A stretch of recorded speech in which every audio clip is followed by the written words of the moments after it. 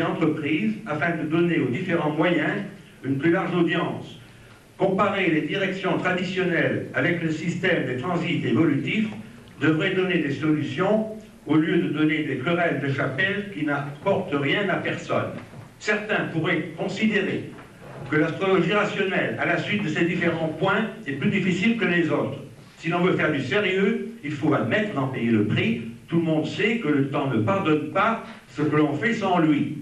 L'astrologie rationnelle permet de mieux comprendre l'être humain dans sa globalité. C'est ainsi que l'esprit, ou soi, exprime les qualités choisies pour l'incarnation considérée avec le cortège planétaire, ce qui correspond bien au ciel émetteur, et que la personnalité et les domaines de la destinée humaine, au moyen d'expression animique, sont décrits par le sensitif récepteur.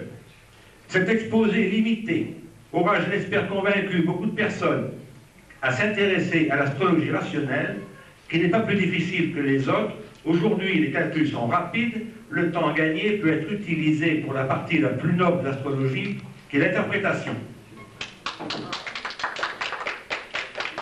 Voilà un texte intéressant qui pose, je crois, les vraies questions. C'est-à-dire, est-ce qu'il y a, en tout cas pour centrer un petit peu le débat sur le sujet de cet atelier, est-ce qu'il y a vraiment un côté plus spécifiquement rationnel dans l'astrologie française qu'à l'étranger? Ça me semble évident par rapport, en tout cas, au monde anglo-saxon. Ça me semble évident aussi par rapport à l'astrologie telle qu'elle est pratiquée, par exemple, en Inde. Bien que je connaisse assez mal cette astrologie, ce type d'astrologie infiniment plus complexe, sans doute, que celle qu'on veut bien nous dire comme étant l'astrologie indienne. Est-ce que vous seriez d'accord pour donner une définition de l'astrologie française comme étant avant tout d'abord rationnelle, ou plus rationnelle? En creux. Est-ce que vous pourriez déjà définir ce que vous entendez par rationnel? Alors, cela paraîtrait que la française est très difficile. Je crois qu'il faut... moi, vivant en Bretagne, j'ai la chance de voir beaucoup d'Anglais. J'ai la chance parce que c'est un peuple un peu méconnu.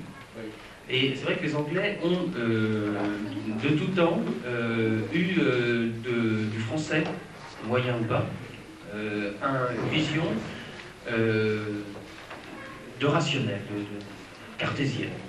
Mais la France étant devenue ce qu'elle est et subissant, comme on sait, les influences anglo-saxonnes, il n'est pas certain qu'elle est... De toute façon, je crois que M. Pellard était d'accord pour reconnaître, je crois qu'on est tous d'accord pour reconnaître qu'il y a eu une forte influence anglaise dans ce renouveau de l'astrologie au début du siècle, en dehors du cas Chouinard, qui est un cas qui est resté un petit peu périphérique, malheureusement. Et donc, par conséquent, justement, pour revenir au débat tout à l'heure, avant cette anglomanie de la fin du XIXe siècle, parce qu'en fin de compte, il ne faut pas parler de renouveau de l'astrologie, il faut parler d'anglomanie, et d'ailleurs qui ne se situe pas uniquement au niveau astrologique. La fin du XIXe siècle a été la grande période, ça a été vraiment la naissance de l'anglomanie française, avec toute cette fascination pour le mode de vie anglais, etc. Bon, enfin, avec l'utilisation de mots étrangers de plus en plus nombreux. Donc, si vous voulez, c'est un contexte dans ce sens-là. Et d'ailleurs, un des ouvrages qui a beaucoup marqué, par exemple, les premiers ouvrages qui ont appris aux astrologues français à penser avec Uranus, Neptune et Pluton, étaient des ouvrages traduits de l'anglais. Bon, c'est notamment le fameux ouvrage Light of Egypt, La lumière de l'Égypte, etc., bon, qui a été traduit vers 1890. Mais avant cette fameuse période anglomanique de l'astrologie, ou anglomaniaque, il y avait une astrologie française qui était effectivement, on peut dire d'une certaine manière, de type kabbalistique, de type ésotérique, et par conséquent, qui refusait d'une certaine manière la science, et c'est pas pour rien que Chouinard a appelé son astrologie l'astrologie scientifique, parce qu'il l'opposait à ce qui était à l'époque en France l'astrologie dominante, c'est-à-dire l'astrologie hermétique en quelque sorte. En fin de compte, c'était déjà un terme polémique.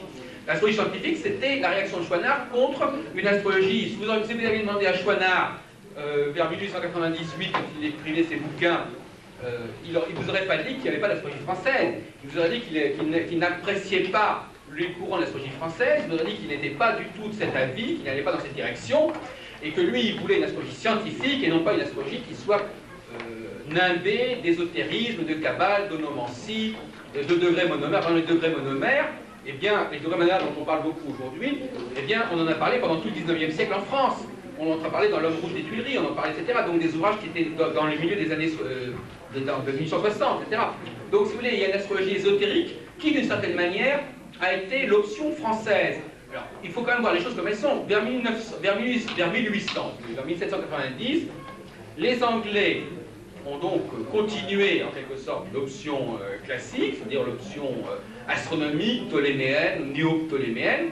Et les Français ont dit, nous n'allons pas aller dans cette direction. Ils se sont distingués, ils ont fait rupture, si vous voulez, ils ont dit, nous pensons que l'astrologie doit revenir dans le giron de l'occultisme, de l'ésotérisme. Ils connaissaient parfaitement les traités astrologiques du XVIIe siècle, mais ils avaient décidé de les situer dans une optique beaucoup plus kabbalistique, beaucoup plus ésotérique. Alors, dire que pour autant cette astrologie française n'existait pas et n'a pas existé, c'est quand même un peu aller loin. Alors effectivement, cette astrologie française, par opposition à l'astrologie anglaise, cette astrologie française-là est une astrologie occultiste. Et il ne faut pas oublier d'ailleurs, à ce point de vue-là, que les Anglais ont toujours accordé beaucoup d'importance à l'occultisme français. Tous les grands auteurs comme Bacchus, Eliphas Lévi, etc., ont été très largement traduits en anglais.